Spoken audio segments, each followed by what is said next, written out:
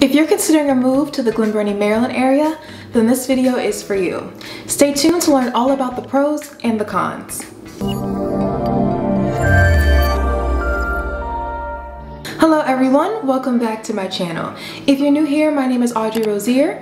I am a realtor here in the Central Maryland area, and in this video, I'm going to talk about the pros and the cons of living in Glen Burnie, Maryland. First of all, let me just say, I do love Glen Burnie. It is very close to where I currently live, and let's get into some statistics about Glen Burnie. Glen Burnie is an area located within Anne Arundel County and consists of about 67,000 people. The first pro I'd like to point out is that it is relatively affordable to live in the area of Glen Burnie. You can get away with renting an average sized apartment for about $1,400 a month. I know that is relatively expensive compared to some areas, but when you take into consideration that the median household income is around $70,000, that isn't so bad. I'm going to link that resource down in the description below. Now, for my first con, I do want to address the crime. The crime in Glen Burnie is a little bit of a thing. According to the source, a crime happens every 3 hours and 32 minutes on average in the Glen Burnie area. I do want to note that that is taking into consideration all crimes, including violent crimes, property crimes, etc. So it's not as bad as it sounds, but it is still a thing. Overall, the crime rating is average there. Next up, we have another pro. So Glen Burnie has a ton of development. What do I mean by development? Well, we have a lot of new construction homes, new restaurants, and new shopping strips being added all the time. Essentially, this is attracting more people to the area because all you need to really live is within a general 5 to 7 minute drive.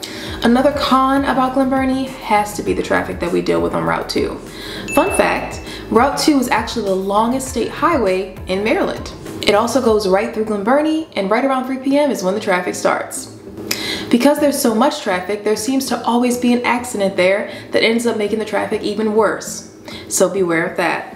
Heads up, so this is the last con that I can think of, so going forward we will just be focusing on the pros. Another pro about the Glen Burnie area is the rising housing market. It continues to grow in a really good way.